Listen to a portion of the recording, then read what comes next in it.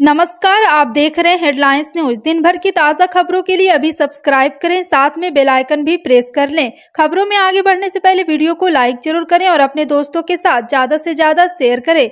और आप किस राज्य शहर से न्यूज को देख रहे हैं, कमेंट में जरूर लिखें। बता दें, कर्नाटक में जीत के बाद अब कांग्रेस पार्टी को ममता बनर्जी ने समर्थन देने की बात कही है। ममता बनर्जी का कहना है कि टीएमसी उन राज्यों में कांग्रेस का समर्थन करने को तैयार है जहां वे मजबूत है। इसके अलावा ममता ने कहा है कांग्रेस को बंगाल जैसे राज्यों में टीएमसी की मदद करनी होगी।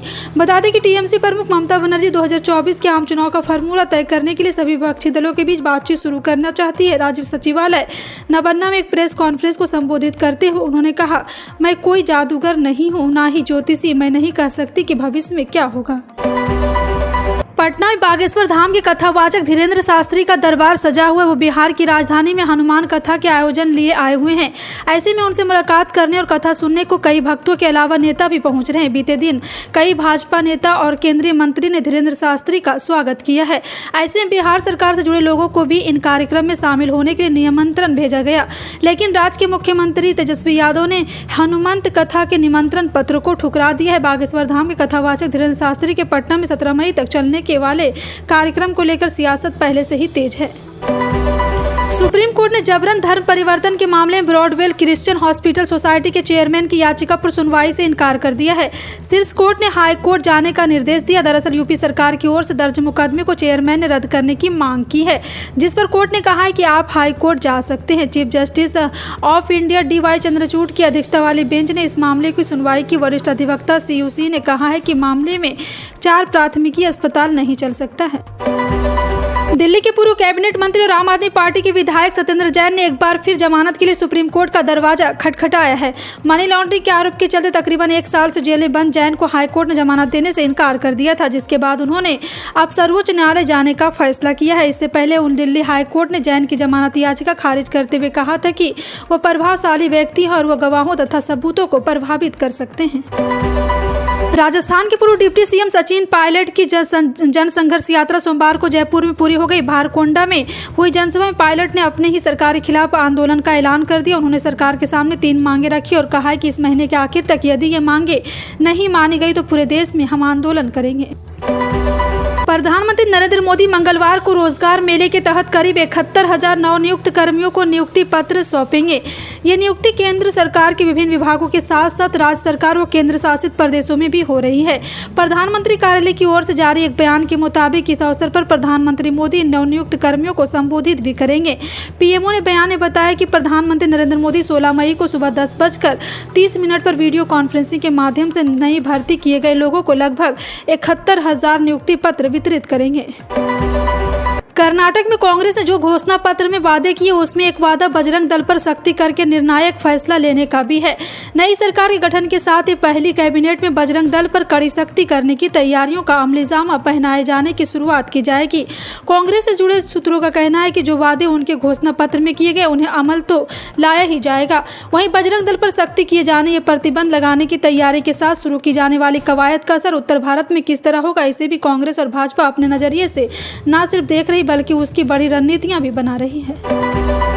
विश्व हिंदू परिषद ने सोमवार को मणिपुर में हुई हिंसा की निंदा करने के साथ साथ राज्य में शांति की अपील की। दरअसल राज्य में हाल की हिंसक झड़पों में अब तक 73 लोगों की मौत हो चुकी है और इस जातीय संघर्ष के 10 दिनों के बाद हजारों लोग अपने घरों से विस्थापित हो गए हैं। VHP के राष्ट्रीय महासचिव मिलिंद ने पांडे ने कहा है कि एक वीडियो संदेश में जारी करते हुए कहा है कि मैं राज्य में 2 समुदाय के बीच हिंसक झड़पों के दौरान न केवल चर्च नहीं रही बल्कि मंदिरों को भी नष्ट किया गया है। पूर्व केंद्रीय मंत्री बीजेपी के वरिष्ठ नेता मुख्तार अब्बास नकवी ने सोमवार को कहा कि विपक्ष के नेताओं को कर्नाटक विधानसभा चुनाव के नतीजे के बाद उसी तरह की गलतफहमी हुई जैसे 2018 में मध्य प्रदेश, राजस्थान, छत्तीसगढ़ के विधानसभा चुनाव नतीजे के बाद हुई थी। उन्होंने विपक्ष पर कटाक्ष करते हुए भी कहा कि खुशफहमी या गलतफहमी बनना सियासी सेहत के लिए हानिकारक है। भारत की T20 टीम में बदलाव का दौर चल रहा है। T20 वर्ल्ड कप 2022 की हार के बाद से ही टीम इंडिया के कई दिग्गज खिलाड़ी T20 इंटरनेशनल मुकाबलों में नहीं खेले हैं।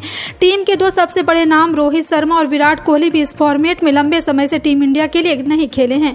कप्तानी हार्दिक पांड्या को सौंप दी गई। इसी के बीच टीम इंडिया के पूर्व कोच रवि शास्त्री ने यहां तक कह दिया है कि अब T20 फॉर्मेट खेलने ही नहीं देना चाहिए।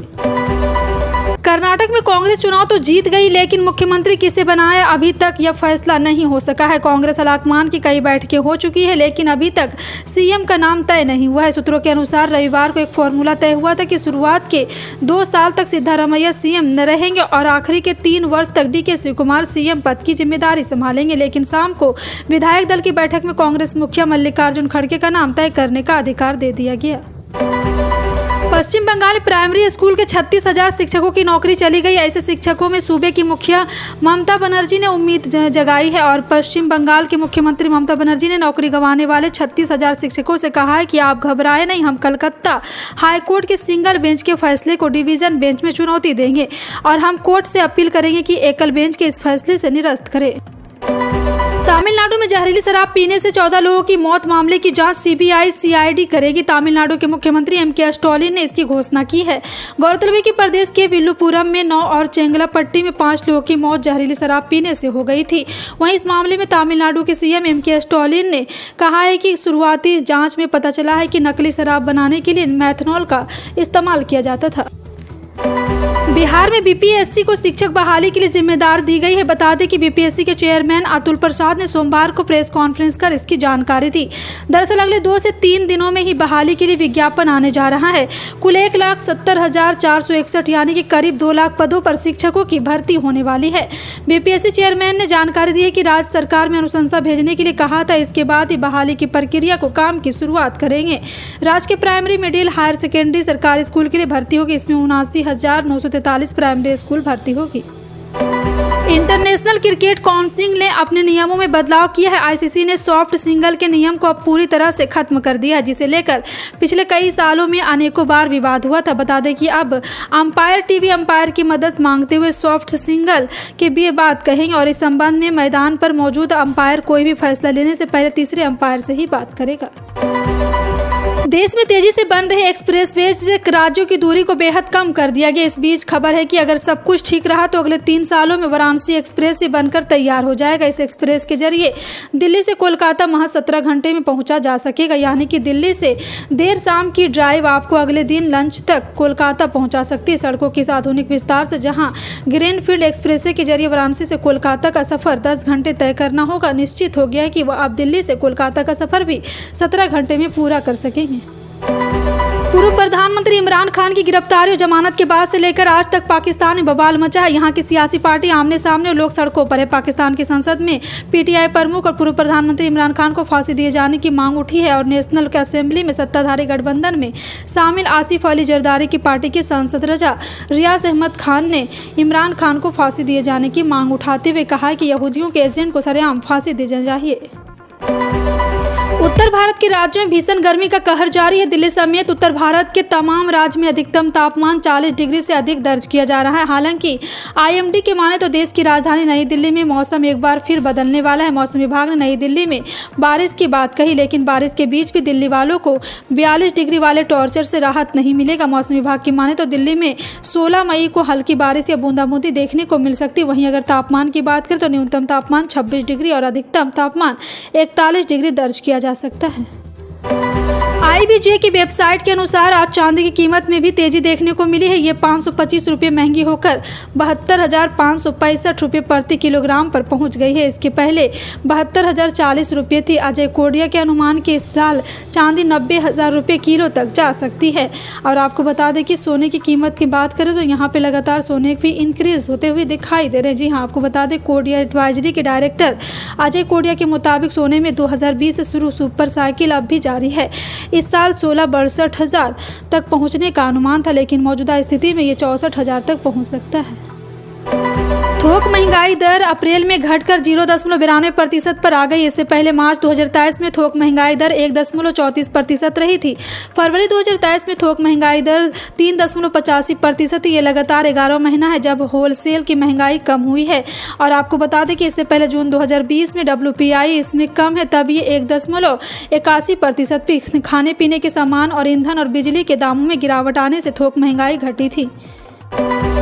देश में कोरोना के मामलों में लगातार गिरावट देखने को मिल रही। ताज़ा अपडेट के अनुसार भारत में बीते 24 घंटे में कोरोना वायरस के 801 नए मामले दर्ज किए गए। वहीं एक्टिव केस बढ़कर 14,493 हो गए हैं। साथ ही साथ आपको बता दें, केंद्रीय स्वास्थ्य मंत्रालय को सोमवार को सुबह 8 बजे अपडेट किए गए आंकड़ों के अनुसार कोविड ने मरने वालों की संख्या बढ़कर 5,31,778 हो गई है। इस दौरान कोरोना संक्रमण की वजह से 8 लोगों की मौत की खबर है। किसानों की आय बढ़ाने के लिए केंद्र सरकार के द्वारा कई तरह की योजनाएं चलाई जाती है। प्रधानमंत्री किसान सम्मान निधि योजना भी कुछ इसी उद्देश्य के साथ लॉन्च की गई थी। इस योजना के तहत किसानों को सालाना 6,000 रुपये 2,000 रुपये करके 4 महीने के अंतराल पर दी जाती है। हाल फिलहाल में कई ऐसे मामले भी सामने आए जिसमें कुछ किसान गलत डॉक्यूमेंट या जमीन दिखाकर पीएम किसान योजना का लाभ उठा रहे थे। बहुत से लोग ऐसे भी है जो इस स्कीम के अप्लाई करने के पात्र नहीं, लेकिन इसके बाद भी इस योजना का लाभ उठा रहे हैं। ऐसे लोगों के खिलाफ सरकार सख्त हो गई है। अगर किसी ने गलती से भी पीएम किसान योजना का लाभ लिया है तो उसको देर सवेर पैसे लौटाने होंगे। इसके अलावा उन पर कानूनी कार्रवाई भी की जा सकती है। इन सभी खबरों पर क्या कहना है कमेंट सेक्शन में टाइप करके जरूर बताएं। इसी तरह की पल पल की अपडेट जानने के लिए जुड़े रहें आप अपने हेडलाइंस न्यूज के साथ। मिलते हैं अगली बड़ी खबर में, तब तक के लिए जय हिंद।